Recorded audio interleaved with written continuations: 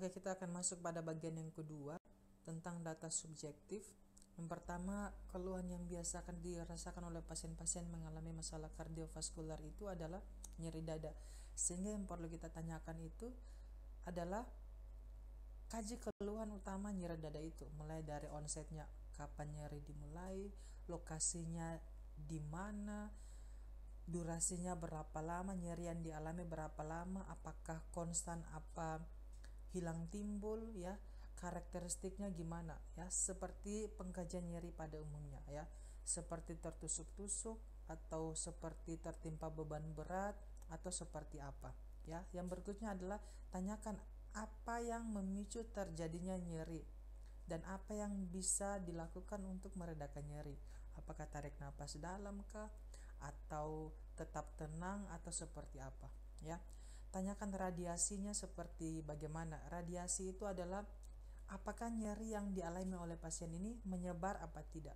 Karena ini menjadi ciri khas pada pasien-pasien yang mengalami serangan jantung.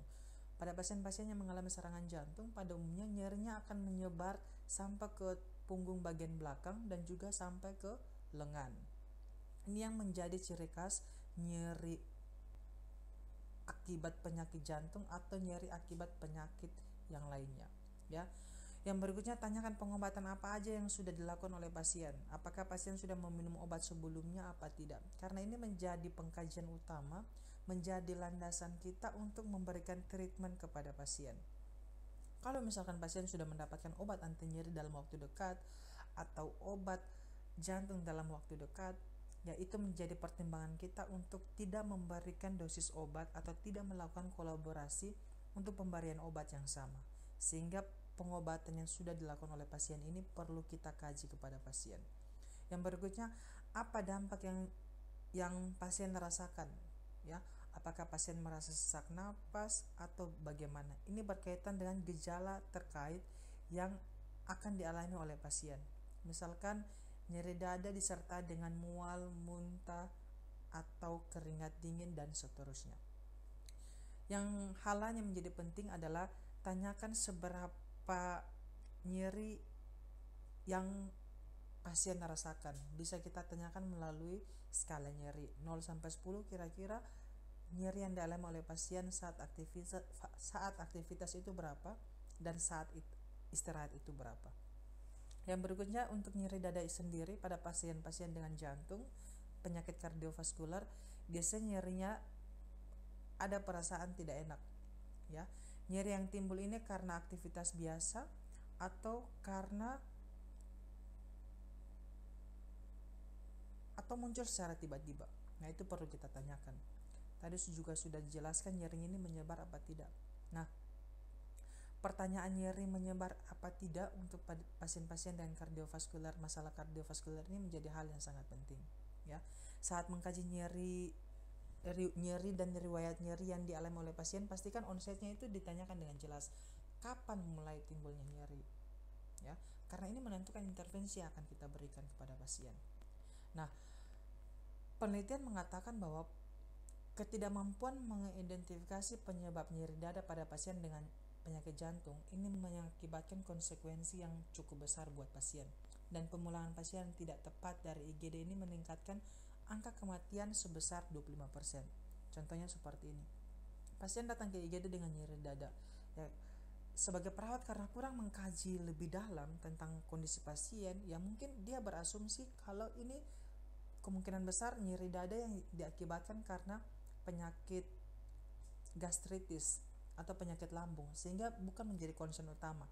Tetapi karena kita tidak mengkaji lebih dalam, ternyata nyeri dada yang dialami oleh pasien ini adalah akibat karena serangan jantung, dan akhirnya kita pulangkan pasien, dan akibatnya meningkatkan risiko kematian pasien di rumah karena kita tidak mengkaji pasien dengan benar, dengan yang seharusnya. Apa panduannya kita tidak kaji lebih dalam ya. Ini oleh karena itu pengkajian ini merupakan hal mendasar yang wajib dilakukan oleh perawat dan wajib ditanyakan dengan details kepada pasien.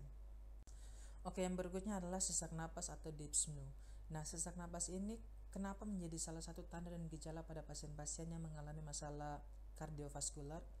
Karena kita lihat sirkulasi jantung, ya, sirkulasi jantung dan paru itu melibatkan dua organ penting, yaitu jantung dan paru-paru.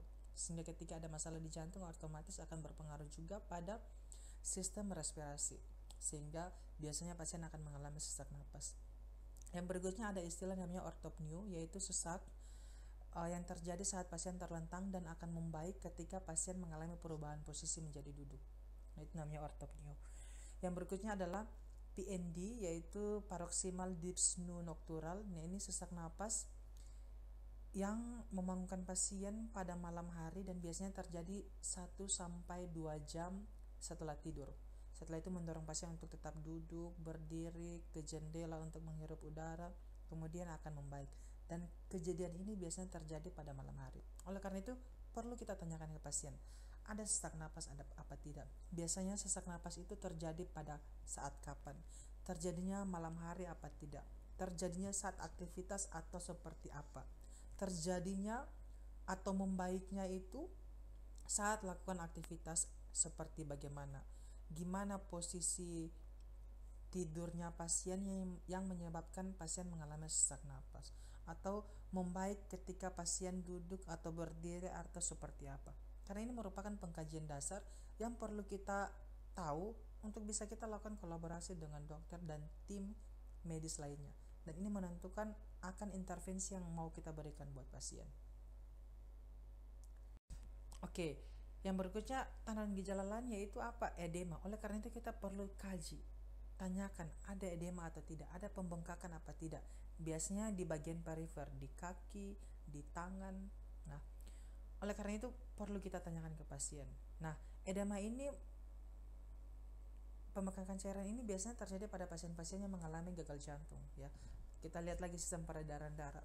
Jantung memumpahkan darah dari atrium kanan ke ventrikel kanan, kemudian dipompakan ke paru-paru. Ketika ventrikel kanan mengalami gagal pompa ke paru-paru, otomatis akan mengganggu sirkulasi. Nah, ketika ventrikel kanan gagal pompa, khususnya pada pasien-pasien dengan CHF, congestive heart failure, darah akan kembali ke seluruh tubuh. Nah, ini yang akan menyebabkan edema, penumpukan cairan di bagian perifer tubuh. Oleh karena itu perlu kita tanyakan, karena edema ini menjadi pengkajian utama supaya kita menentukan ini kira-kira pasien mengarah ke bagian mana nih.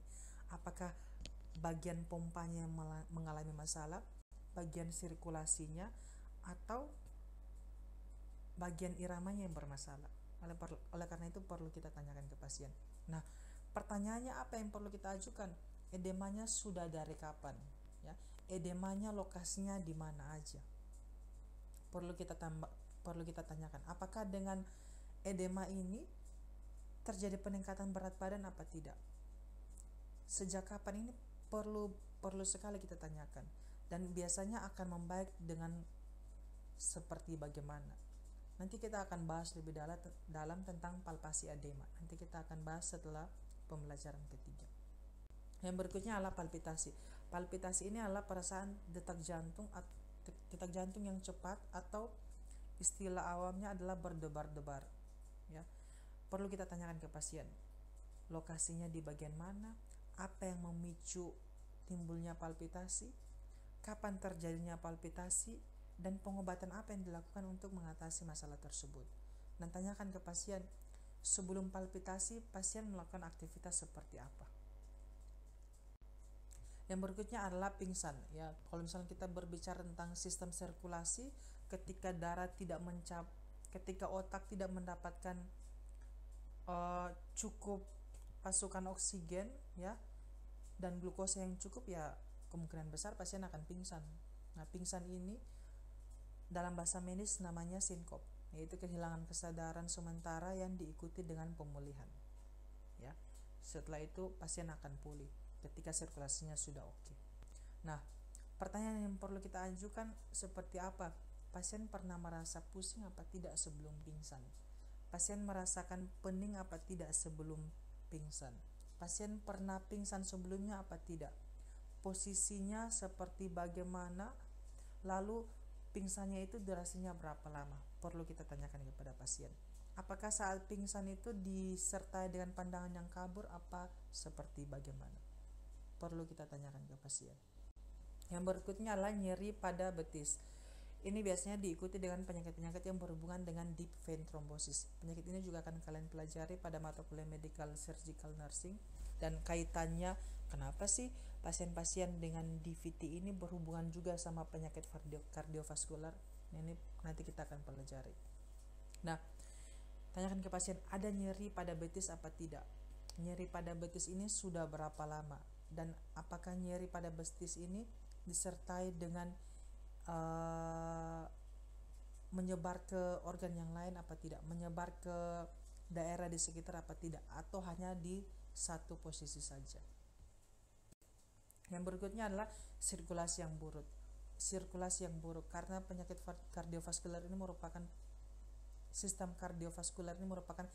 sirkulasi, otomatis akan mengganggu sirkulasi yang buruk juga buat pasien ketika pasien mengalami gejala atau serangan kardiovaskular. Biasanya terjadi pada apa? Pada tangan dan juga kaki, ya, karena berhubungan dengan sirkulasi ke bagian perifer, bagian yang paling ujung. Nah, untuk data subjektif lainnya selain keluhan utama yang sudah kita pelajari tadi, ada nyeri pada betis, nyeri dada, sesak napas, apalagi pingsan, sirkulasi yang buruk. Perlu juga kita tanyakan riwayat kesehatan pasien, riwayat penyakit pasien. Pasien sudah punya riwayat kesehatan masa lalu yang seperti bagaimana?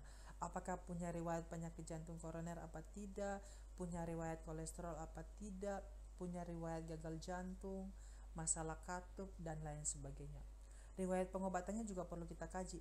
Apakah pasien rutin mengkonsumsi obat-obatan, dan obat-obatan apa saja yang sudah pasien konsumsi, sudah berapa lama, rutin apa tidak, perlu kita tanyakan. Yang berikutnya adalah berhubungan dengan gaya hidup. Gaya hidup seperti pola aktivitasnya pasien seperti bagaimana, pasien rutin merokok apa tidak. Nah, itu berhubungan dengan gaya hidup. Pasien rutin mengkonsumsi alkohol apa tidak, sudah berapa lama, biasanya sehari menghabiskan berapa bungkus rokok, pola aktivitasnya seperti bagaimana, pola makan sehari-hari seperti apa, itu perlu kita tanyakan. Karena pengkajian ini merupakan hal yang mendasar supaya kita bisa menentukan kira-kira pasien ini mau berisiko atau mempunyai masalah keperawatan seperti apa. Dan pengkajian ini merupakan hal dasar untuk kita bisa lakukan kolaborasi dengan dokter dan tim kesehatan.